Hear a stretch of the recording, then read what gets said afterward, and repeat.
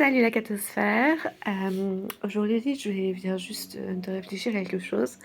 Euh, J'étais en train de faire une dizaine de chapelets parce que sur Rosario, il y a une dizaine pour le respect de la vie, vous savez, avec la loi là, sur l'euthanasie. Donc je vous encourage à vous inscrire sur Rosario pour suivre, voilà, pour prier. Euh, et euh, et ça m'emmerdait en fait de faire cette dizaine. Euh, et puis je dis oui, et puis il y a aussi, bon, je rappelle que je ne travaille pas, que je fais rien de mes journées, et que donc j'ai un rythme de prière parce qu'il faut bien être utile et il faut bien s'occuper. Hein, voilà, je suis pas une sainte, je suis pas particulièrement dévote, mais j'essaye, enfin voilà, comme j'ai rien à faire, au moins prier. Très mal, mais au moins le faire. Même si c'est du bout des lèvres, comme aujourd'hui. Et puis le soir, il y a NDML, le chapelet complet sur NDML à 19h30, que j'essaye aussi de suivre.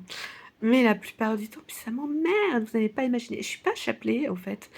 Donc j'essaie depuis quelques mois de m'y astreindre, même si je sens que ça me fait du bien. Parce que, vous voyez, avec la dépression, j'ai un peu tendance à me laisser totalement aller, à rien faire vraiment.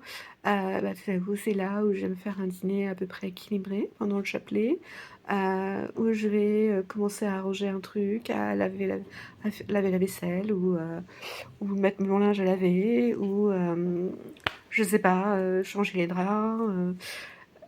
La Vierge Marie me tient la main et me fait faire les choses qui traînent, qu'il faut faire. Maintenant, il faudrait faire que je fasse le ménage aussi, mais bon, complet. Voilà. Et donc,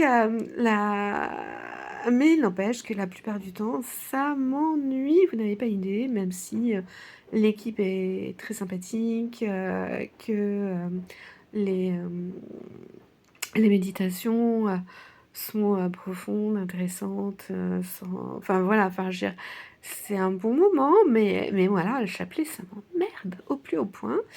Et puis là, j'ai réalisé, mais en fait, enfin, comme je l'ai déjà réalisé plusieurs fois, euh, et comme Jésus le dit plusieurs fois à différentes mystiques et saintes, et saints, je suppose aussi, en fait, c'est quand ça nous coûte le plus que ça a le plus de valeur, en fait. Euh, je crois que c'est Sainte Thérèse d'Avila qui va à l'adoration et elle a rien à dire à Jésus, elle s'emmerde au plus haut point, elle est là. Ouais, j'ai rien à dire. J'ai rien à dire. J'ai rien à te dire. Voilà, et pendant toute l'heure, elle est comme ça, à ronger son frein. Et puis Jésus lui apparaît et lui dit que c'était la plus belle adoration qu'elle avait jamais faite. C'est arrivé aussi à Sainte Faustine, je crois, de mémoire, mais sans doute à d'autres aussi, pendant l'adoration, et elle a la tête ailleurs. Elle pensait à tout sauf à Jésus, et à chaque fois elle dit oh pardon, excuse-moi, je t'ai encore oublié, je suis encore partie ailleurs, j'ai encore fait n'importe quoi, excuse-moi, excuse-moi, et elle revenait et elle faisait se batailler toute l'heure pour revenir et se concentrer sur lui, et à la fin voilà, lamentablement échoué.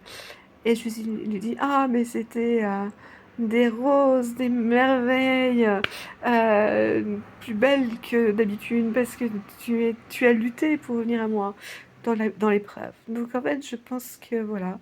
Donc la régularité, même si on n'est pas transporté par la prière, et qu'on est là, même ça nous fait chier, qu'on va à la messe, même si on dort à moitié, que en pyjama aussi, camouflé bien sûr, que voilà, en fait, on est là malgré tout.